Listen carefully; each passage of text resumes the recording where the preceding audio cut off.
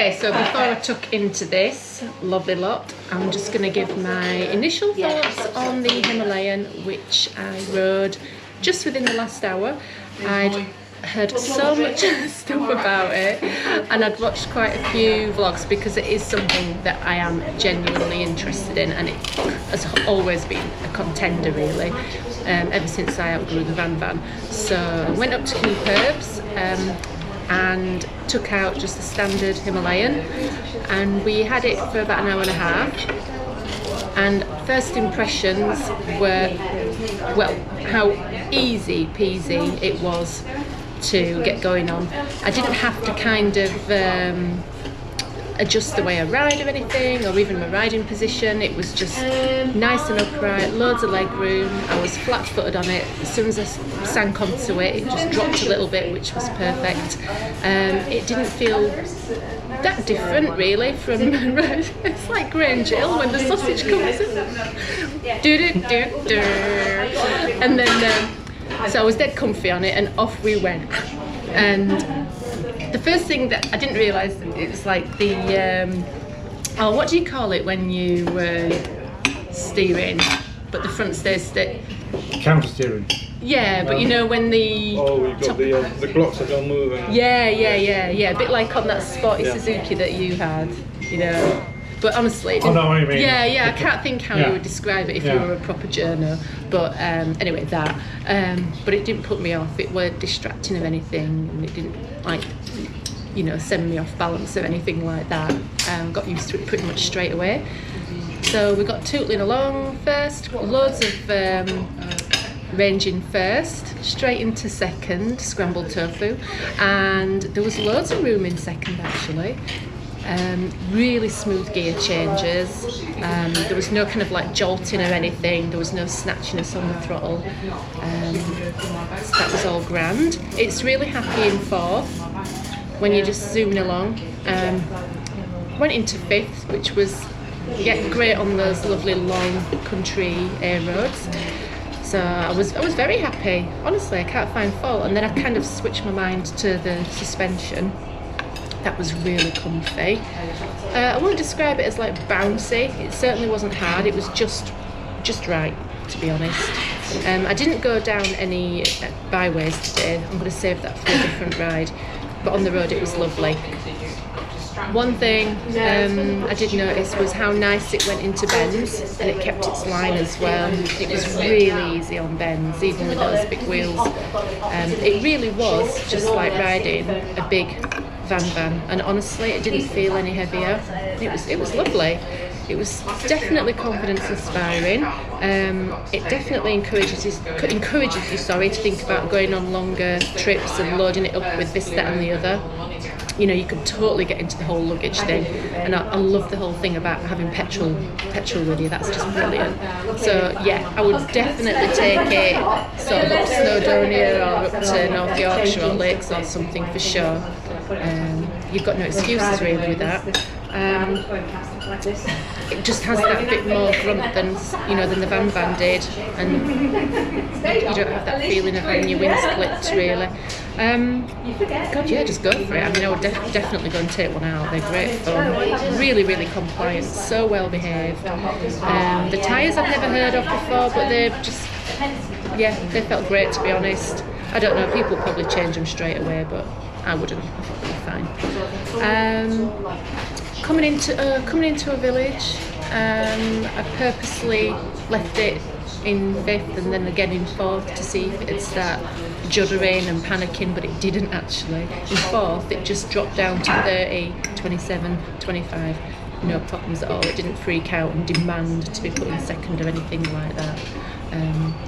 So yeah, I'm probably going to take it out again and just do some really gentle byways with it and go from there.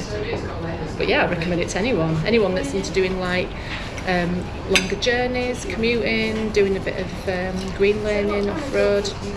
Definitely, really nice bike, an absolute steal. Just beware that you don't spend another $3,000 of accessories, because that's probably what's going to happen. So yeah, that's my initial thoughts of the Himalayan. Come up with some questions in a minute then. Yeah. Enjoy your lunch. I will, thanks.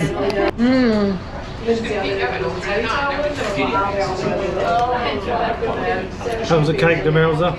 Nice. Nice big slice as well. Moist. Moist. Very moist. I've gone for the bottom bit. The bit Oh wow. the bit that sits in the bit of the tin. Is that even moister? So how did you cope with the power or lack of power on the Himalayan? It didn't bother me too much really, because like the two bikes I've had before, like I mentioned that van earlier, that was a 125, and my other bike's a 900, the Scrambler, and this just sits in the middle, both purpose-wise and power-wise as well.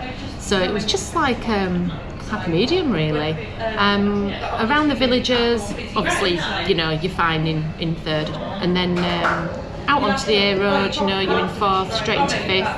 And on the 60 roads around here, and even the dual carriageway, I didn't feel like I needed anything more. I would definitely go further afield on it, and just, if anything, just avoid the M1, you know. Yeah. But for adventures this summer, autumn, even winter if you're into that sort of thing, yeah, absolutely fine. Didn't feel at any point like I was missing out on anything. Seat height? Perfect, lovely. I'm 5'8", and I was flat-footed on it. So when I sat down, it just sank a little bit. Flat-footed at junctions and everything. If I did need to put my feet down, absolutely fine. Yeah. To be fair though, it's so good with slow speed stuff that a lot of the time at roundabouts and junctions, I didn't actually need to put my foot down or anything. Yeah, that's what I found on the Meteor as well. Yeah, I was surprised. Really happy, just tiptoeing along, just crawling. It was perfect. Yeah, so you can just be aware. For that, it was great. Yeah. Could have a question. So how do you think the Himalayan would cope with a passenger? Ooh, now I never take that into account because I never ever take a passenger, ever. It's just not something I would ever feel comfortable doing. How do you think it would cope with I think it'd be fine. I think it'd be fine, but you would plan your journey accordingly, I would say. I mean, I'd be quite happy taking it on a motorway, it wouldn't bother me. But if I had a pillion, I wouldn't go on a motorway at all. What about the overall build quality of the Himalayan? I didn't get in that close. I don't start scrutinising every little thing until I'm like close to sort of buying something, but I just wanted to get a general feel today. But nothing fell off. No, honestly, it was fine. It was great. It was fine. I mean, I'm not like, if I'm going to be spending that kind of money, it's like I said before about the Trident, I'm not going to start picking and poking around and trying to find fault with it. It is what it is, and I think for the price, it's a very, very good bike. I'm not going to start whinging about. Yeah, I'm not going to start whinging about welds and stuff and things being a bit wobbly. The service intervals count against everything. I don't know, because they're quite low, aren't they? Oh, what are they? 6,000? No, it's less than that. Oh, yeah, it's surprisingly low, isn't it? But with a bike like that, you just, if you were buying it outright, but then it's so simple, it shouldn't cost much. You'd serve it yourself. Yeah. I think they expect you to service it yourself, don't they?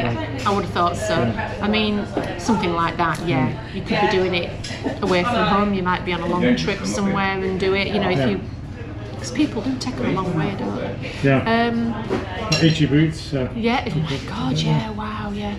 She definitely knows how to service a bike, I'm sure. But I wouldn't expect it to be expensive. No, shouldn't be much at all. It's so everything's easy accessible, isn't it? So even if you have got a problem, it should be easy to fix. Yeah, it's not much to do on it really, is there? It won't put me off, to be fair. I'd just learn how to do it on myself. What about in terms of braking? So I know we touched upon your emergency start, but how does it? Did it feel like in terms of feel from the levers? The levers are a little bit stiffer than anything I've ridden before, but I've only got quite little hands. Yeah. They're really, really small. Yeah. So a lot of things feel like hard work on the levers. Like most of the adventure bikes are a bit hard on the levers for me. the bikes I've owned and had have been fine, but on that I'd say quite a bit of distance, quite a bit of reach for me, but honestly for anyone else probably absolutely fine. When I did do the brake for the bird, I always brake for animals. If you're behind me, tough, I always brake for animals. Same here. Yeah. I did a grab, so little grab, big grab, and it was quite, Did the ABS kick in? No. And it wasn't like immediate, it was quite gentle. Yeah. So if you are in a real sort of like sticky situation, I would say practice in advance how you're going to brake. If you really do need to brake there and then, if someone's pulled out on you, I'd say be practicing that first before it happens. But that goes for every single bike. Yeah. Okay, the Himalayan.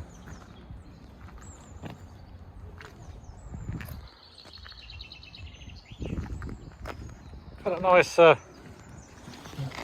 sort of matte silver paint, isn't it? Yeah. It's quite nice. There's again that Seat. Strange name. Is it Seat? I don't know how you pronounce it. C-E-A-T? Yeah. Seat. Yeah, same one then. Seat, I don't know. I've never heard of them. No. But they're doing a good job on the Meteor. But it's a nice looking machine. You've got that single front brake, and also you've got the ABS on these.